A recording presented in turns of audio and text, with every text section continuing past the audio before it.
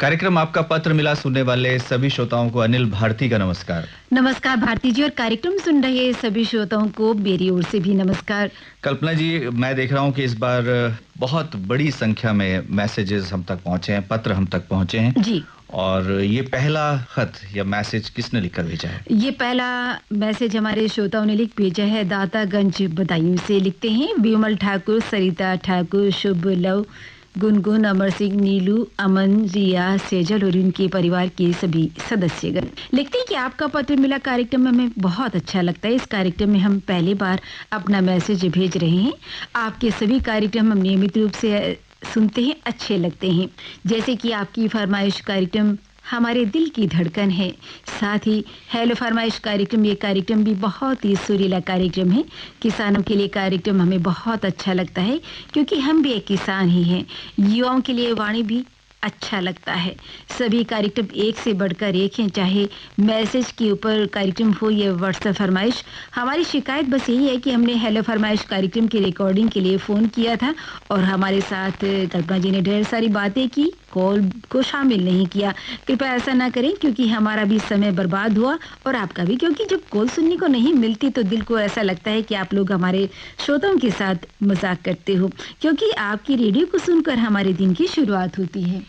आपकी शिकायत सर आंखों पर, शिकायत पर बाद में बात करेंगे, लेकिन कल्पना जी सबसे पहले हम आपको बधाई देते हैं कि इतना खूबसूरत पत्र आपने लिखा और हमारे सभी कार्यक्रम आप सुन रहे हैं, खासतौर से फिल्म संगीत के, और आपने कहा कि ये बहुत ही सुरीले हैं हमारे कार्यक्रम जी। तो इसे स्वर तीर्थ कहा गया है आकाशवाणी को।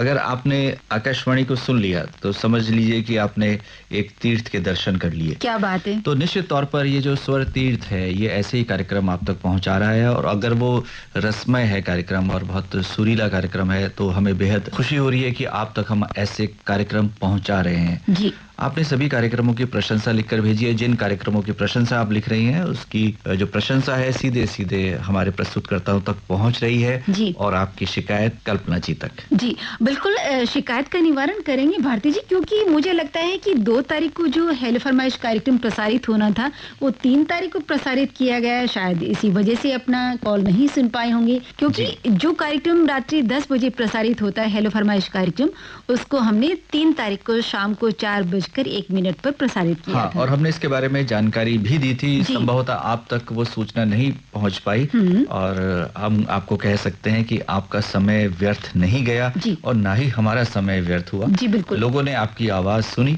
और हमने पहले भी आपको बताया था कि जब राष्ट्रीय स्तर का कोई कार्यक्रम होता है या आकाशवाणी प्रश्नकाल की रिकॉर्डिंग सुनाता है अपने श्रोताओं तक, और उसका समय भी 10 से और 11 बजे तक होता है, तो इस अवधि में यदि जो कार्यक्रम पूर्व निर्धारित होते हैं उनको हमें परिवर्तित करना होता है। हमने इस बारे में जानकारी भी दी थी और इस बात का हमें खेद है कि आप नहीं सुन पाए और हमें बार बार उसके बारे में प्रचारित करना चाहिए। लेकिन अब जब नया फिक्स पॉइंट चार्ट, जिसे हम स्थिर बिंदु तालिका कहते हैं, वो आएगा तो हम प्रयास करेंगे कि ऐसे कार्यक्रम दिन की सभा में हम किसी तरह से प्रसारित कर पाएं या ऐसे वक्त पर जो प्रभावित ना हो। जी भारती जी, अगला पत्र लें। जी, ये अगला मैसेज हमारे श्रोताओं ने लिख भेजा है। जिला मुरादाबाद दुल्लापुर पट्टी जाट से हैं मोहम्मद फरमान, मोहम्मद सलमान, मोहम्मद गुलफान, मोहम्मद इरफान, मोहम्मद इसरार और नरगिस खातून। लिखते हैं कि आप दोनों को हमारी ओर से नमस्कार। आप लोग कैसे हो? हम उम्मीद करते हैं कि आप अच्छे होंगे। लिखते हैं कि आपके सभी कार्यक्रम मुझे बहुत पसंद आते हैं। मुझे और मेरे परिवार वालों को आपका पत्र मिला कार्यक्रम बेहद पसंद है। और लिखते हैं कि कई सप्ताह से आपका पत्र मिला कार्यक्रम प्रसारित नहीं हो रहा है, ऐसा क्यों? प्रोग्राम पेश करें, चाहे उसमें एक मैसेज हो या 2 मैसेज। लिखते हैं कि जितने भी आरजे और मैडम आपके यहाँ से कार्यक्रम प्रसारित करते हैं सभी बहुत अच्छा कार्यक्रम प्रस्तुत करते हैं। 15 फरवरी को मेरी कॉल लगी थी हेलो फरमाइश कार्यक्रम में, उसमें कॉल रिसीव कर रही थी कल्पना मैडम। उन्होंने मेरी कॉल रिसीव की पर मेरी आवाज उन तक नहीं पहुंच पाई। मुझे कोई परेशानी नहीं लगी। आज नहीं तो कल और अगले सप्ताह जरूर मेरी कॉल लगेगी। बिल्कुल, ये सकारात्मकता हमारी होनी चाहिए। हमारे जीवन में इस तरह की यदि सकारात्मकता होती है तो हम आगे बढ़ते हैं। और ये कार्यक्रम में एक बहुत लंबी क्यू है और कई बार तकनीकी कारण भी होते हैं, जैसे कि आपने खुद ही बताया कि हम तक आपकी आवाज नहीं पहुंच रही थी। हमने कॉल उठाया था जी। तो आप उम्मीद रखें, उम्मीद पर दुनिया कायम है, आपकी बात होगी और हम आपकी बात अन्य श्रोताओं तक भी पहुंचाएंगे। आपके परिवार को ये कार्यक्रम बेहद पसंद है, आपने लिखा है, तो ये कार्यक्रम एक अलग किस्म का कार्यक्रम है कल्पना जी, जिसमें भावनाओं के स्तर पर श्रोता हमसे जुड़ता है, अपने मन की बात वो हम तक पहुंचाता है और वो भी लिख कर पहुंचाता है। भले ही वो व्हाट्सएप पर टाइप करता है, कंप्यूटर के माध्यम से कर रहा हो या मोबाइल के माध्यम से हम तक भेज रहा हो, लेकिन उसमें उनकी उंगलियों का स्पर्श है, उसमें वो प्यार है, वो अपनत्व है जो हम तक सीधे सीधे पहुंचता है। सच माने कि अगर नाराजगी भी होती है तो हमें लगता है कि जैसे फूल बरस रहे हो। क्या बात है ना, क्योंकि आपके बिना हम अपनी कल्पना नहीं कर सकते, हमारा वजूद ही नहीं है श्रोताओं के बिना। बिल्कुल। तो ये बहुत जरूरी है कि हमारे जो श्रोता हैं वो नियमित रूप से हमारे कार्यक्रमों को सुने, और कई बार आप नहीं सुन पाते हैं और ये भी बात तय है कि समय जो है उसमें परिवर्तन हम करते रहे। जैसे अब संसद समीक्षा आ गई तो उसका समय बदल गया, है ना, तो ये प्रभावित हुआ है, इस बात को हम स्वीकार करते हैं, लेकिन आपके खत हम तक पहुंच रहे हैं, संदेश हम तक पहुंच रहे हैं और हम उनका जवाब भी दे रहे हैं, इतना तो आप सच मानिए, और आगे भी आप प्रयास करते रहें और हमें उम्मीद है कि आप हमारे जवाब से संतुष्ट होंगे और भविष्य में भी आप हमें पत्र मैसेज भेजेंगे। जी भारती जी, पिछले कार्यक्रम में हमने जब एक पत्र शामिल किया था उसमें भी उन्होंने यही शिकायत की थी कि आपका पत्र मेला कार्यक्रम प्रसारित नहीं हो रहा है, लेकिन हमारे जिन श्रोताओं ने कार्यक्रम सुना है उन्होंने इसी प्रतिक्रिया भी हमें लिखी है और उन प्रतिक्रियाओं को हम अपने पत्रों में शामिल करेंगे। और ये अगला मैसेज हमारे श्रोता लिखते हैं, राजनगर बिहार से हैं रुद्र प्रताप गुप्ता, रिद्धि सिद्धि गुप्ता, और इनके दादाजी लिखते हैं कि आपका पत्र मिला कार्यक्रम हमें बहुत अच्छा लगता है, पर हमें कोई नगमा सुनना चाहते हैं। इस कार्यक्रम में आमतौर पर हम कोई गीत या नगमा आप तक नहीं पहुंचाते हैं, लेकिन कभी कभी जब पत्रों की संख्या कम होती है सुनवा भी देते हैं, और आप इंतजार करें, हो सकता है कि आने वाले दिनों में हम आप तक कोई ना कोई अच्छा गीत अवश्य पहुंचाएं। लेकिन आप हमारे कार्यक्रमों को इसी तरह से सुनते रहें और अपने संदेश भी भेजते रहें। आपका बहुत बहुत आभार, धन्यवाद। ये अगला मैसेज लिखते हैं नगीना, जिला बिजनौर, यूपी से मिसबा शमसी लिखते हैं कि पूरे आकाशवाणी परिवार को मेरा सलाम। कैसे हैं आप सब? 8 तारीख को स्वास्थ्य चर्चा कार्यक्रम में स्क्रीनिंग टाइम और पेरेंटिंग विषय पर डॉक्टर श्रुति कुमार से अनिल भारती जी की बातचीत सुनी, अच्छी लगी।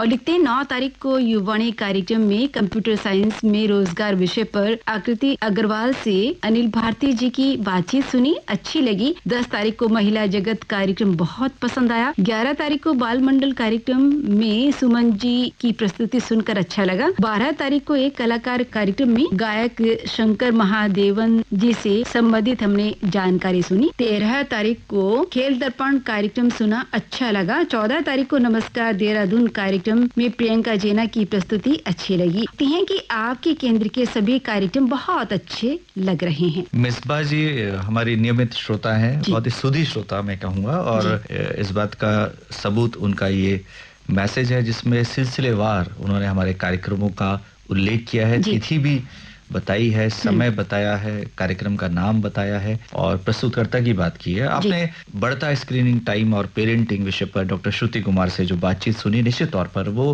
बहुत ही लाभदायक एक कार्यक्रम था और वो जानकारी आप तक पहुंची है। उन्होंने एक बहुत बड़ी बात कही थी, क्योंकि ये स्क्रीन टाइम बढ़ रहा है, बच्चे भी लगातार मोबाइल से जुड़े हुए हैं और भी जो अन्य गैजेट्स हैं, और इससे हमारी आंखों पर तो प्रभाव पड़ रहा है, मानसिक हमारी स्थिति है उस पर भी प्रभाव पड़ रहा है, हमारी नींद, हमारा स्वास्थ्य इससे प्रभावित हो रहा है। तो उन्होंने एक बहुत अच्छी बात कही, क्योंकि हम सब मोबाइल्स में बिजी हैं, कि आपके घर में एक कोई ऐसा जोन होना चाहिए जो मोबाइल फ्री जोन हो। जी बिल्कुल। और अगर वो डाइनिंग टेबल हो तो वो और भी बेहतर हो सकता है। उनकी बात बहुत पसंद आई, सबने इस बात की तारीफ की है। और दूसरा उन्होंने कहा है कि डिजिटल फास्टिंग का मतलब जैसे हम व्रत लेते हैं, हम भोजन नहीं लेते, केवल फलाहार पे रहते हैं, तो हम ऐसा कुछ कोशिश करें कि अगर सप्ताह में एक दिन ऐसा हो जाए, है ना, अगर हमारी बहुत आवश्यकता नहीं है मोबाइल की, तो उस दिन हम इसे कहते हैं डिजिटल डिटॉक्सिफिकेशन, यानी जो हमारे तमाम तरह की सूचनाएं हमारे रूम में आती हैं। और एक मैसेज में पढ़ रहा था, बहुत ही खूबसूरत मैसेज वो था, और उस मैसेज का अर्थ ये था कि हम सुबह उठते हैं और सैकड़ों लोग हमारे बेडरूम में प्रवेश कर जाते हैं। तो वो बेडरूम में जो मैसेज प्रवेश कर रहे हैं वही हैं, वो जो लोग हैं। और सुबह सुबह फोन हम प्रयोग में लाते हैं, बहुत आवश्यक ना हो तो नाक उसका प्रयोग करें, ऐसा डॉक्टर्स कह रहे हैं। WHO भी इस बात को स्वीकार कर रहा है और हमारे विशेषज्ञों का भी ये कहना है। प्राइवेसी के माहौल में सुबह सुबह अगर हम 6 बजे उठ के मोबाइल देखना शुरू करते हैं तो कहीं ना कहीं हमारे बेडरूम में सैकड़ों लोग आ जाते हैं, जो कि ठीक नहीं है। जी, आपकी निजता एक खत्म होती है। हाँ जी। भारती जी, वैसे स्क्रीन टाइमिंग जो है बच्चों को अगर बात तो करते हैं, लेकिन अगर बड़ों के लिए भी देखें तो उनका भी टाइम उतना भी है, क्योंकि बच्चे जो है हमारा अनुसरण करते हैं। बिल्कुल। तो हम एक अभिभावक के रूप में उनके सामने ये एक मॉडल के रूप में आए, और जब बहुत जरूरी हो, हमें पता है कि अब उसके बिना काम नहीं चलता जी, लेकिन हमें इसको कम अवश्य करना होगा। जी, आपका बहुत बहुत धन्यवाद। जी, ये मैसेज हमारे श्रोताओं ने लिख भेजा है, जलगांव जंक्शन से है डॉक्टर दिनेश काले। बसंत पंचमी की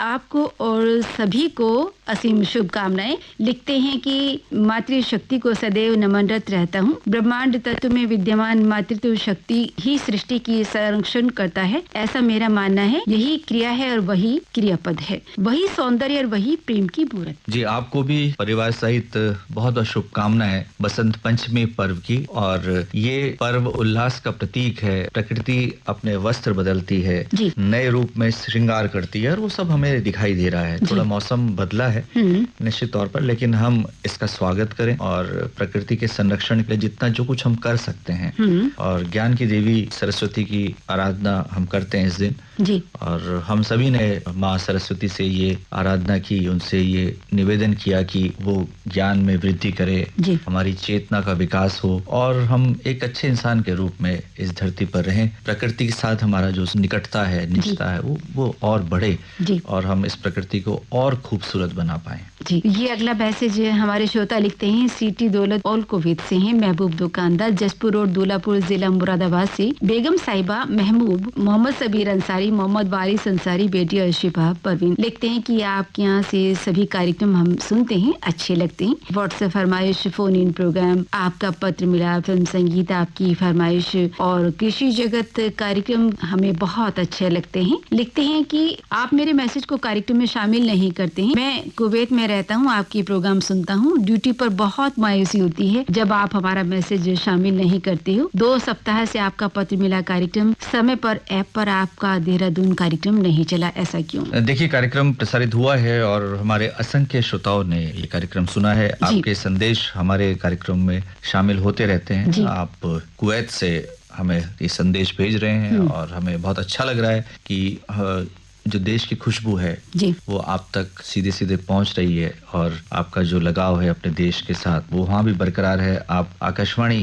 को सुनते हैं, हम आपकी इस भावना की कद्र करते हैं। लेकिन ये कार्यक्रम प्रसारित हुआ है, निश्चित तौर पर इसका समय बदला है, हम ये कह सकते हैं, और संसद समीक्षा के प्रसारण के कारण हमने इसका परिवर्तन किया समय का। तो अब चूंकि अब संसद नहीं चल रही है, तो ये नियमित रूप से इसी समय प्रसारित होगा। आप लगातार हमारे कार्यक्रमों को सुनते रहें, और इतने दूर से आप हमें संदेश भेजते हैं तो हमें बहुत अच्छा लगता है, और हम चाहते हैं कि आप इसी प्रकार हमारे अन्य कार्यक्रमों को सुनकर उनके बारे में भी अपनी राय अवश्य लिखें। ये अगला मैसेज श्रोता लिखते हैं, रेलवे कॉलोनी, आनंद विहार, दिल्ली से किशन वंजानी, नीलम, स्वाति और किशु लिखते हैं कि आपके केंद्र के सभी कार्यक्रम बहुत अच्छे लगते हैं। देहरादून केंद्र से 10 से 11 बजे आने वाला व्हाट्सएप फरमाइश कार्यक्रम ऐसा लगता है कि जैसे रिकॉर्डिंग चल रही हो। प्रतिदिन वही नाम बार बार लिए जाते हैं, और इस कार्यक्रम में हमारी फरमाइश को शामिल नहीं किया जाता है, कृपया ऐसा क्यों होता है? और लिखते हैं कि रात्रि 10 से 11 बजे प्रसारित होने वाला आपकी फरमाइश कार्यक्रम का आप समय निश्चित कर दें। ये बात हम स्वीकार करते हैं कि उसमें एक जैसे नाम प्रसारित होते हैं, और उसके पीछे कारण है कल्पना जी। बहुत महत्वपूर्ण कारण है कि वही श्रोता हमें मैसेज भेजते हैं, और वही श्रोता हमसे जानना चाहते हैं कि उनका नाम प्रसारित हो, उनके नाम के साथ कोई गीत प्रसारित हो। और ये कमोवेश पूरे देश की स्थिति है, क्योंकि श्रोताओं ने संघ बना रखे हैं, और वो विभिन्न केंद्रों पर उन्हीं श्रोताओं के नाम हम लगातार सुनते हैं। मुझे भी देश के अन्य कोनों में कार्य करने का अवसर मिला है, तो मैंने देखा है कि चाहे आप किसी भी केंद्र पर चले जाएं, श्रोताओं की संख्या वही है, और श्रोता वही है जो फरमाइश के लिए अपना अनुरोध भेजते हैं। तो उसमें थोड़ा सा ये हो सकता है कि हम कोशिश करें कि मतलब ऐसे हम कार्यक्रमों में अगले बार जब हम कार्यक्रम प्रस्तुत करें अगले दिन, कम से कम वो सीरीज जो है उस तरह से ना चले कि लगे कि ये रिकॉर्डेड चल रहा है, लेकिन श्रोता वही है। जी भारती जी, ऐसा होता नहीं है, लेकिन हमारे श्रोता इतना जरूर तय है कि जहाँ भी अच्छे कार्यक्रम होते हैं वहीं पीछा करते चले आते हैं। हाँ, लेकिन एक बात, ये शिकायत वही करते हैं जिनका नाम शामिल नहीं होता है। जी, लेकिन ऐसा तो नहीं है, हमारे किशन वंजानी जी का तो नाम शामिल होता है जी, की फरमाइश व्हाट्सएप फरमाइश में भी आपके नाम बराबर शामिल होते रहे और हम बोलते हैं इसलिए। हाँ, तो मैं तो इतना कहूंगा कि आप अन्य केंद्रों के कार्यक्रम भी सुनिए, उन्हीं में भी कमोबेश यही श्रोता मिलेंगे आप। जी जी, मतलब अधिकांश श्रोता 80% वही श्रोता होते हैं। कुछ नए जुड़ते हैं तो वो अपना नाम लिखकर भेजते हैं और उनकी फरमाइश भी शामिल होती है। भारती जी, वैसे हमारे श्रोताओं की शिकायत सुनकर अच्छा भी लगता है हमें, जी, है ना? हमें क्योंकि शिकायत अपनों से की जाती है, बिल्कुल सही अधिकार पूर्वक की जाती है। बिल्कुल, लेकिन अब कार्यक्रम का समय समाप्ति की ओर है। तो चलते चलते अपने श्रोताओं को अपना पता बता दें और फोन नंबर ही बता दें। श्रोता नोट करें, आपका पत्र मिला द्वारा केंद्र निदेशक आकाशवाणी देहरादून, पिन है 248001 या हमें व्हाट्सएप के माध्यम से भी अपने मैसेज सेंड कर सकते हैं, जिसके लिए नंबर है 7088000731 पर। इस नंबर पर आप हमें मैसेज लिख सकते हैं। और अब कार्यक्रम संपन्न करने की अनिल भारती और कल्पना पंकज को दीजिए अनुमति। नमस्कार।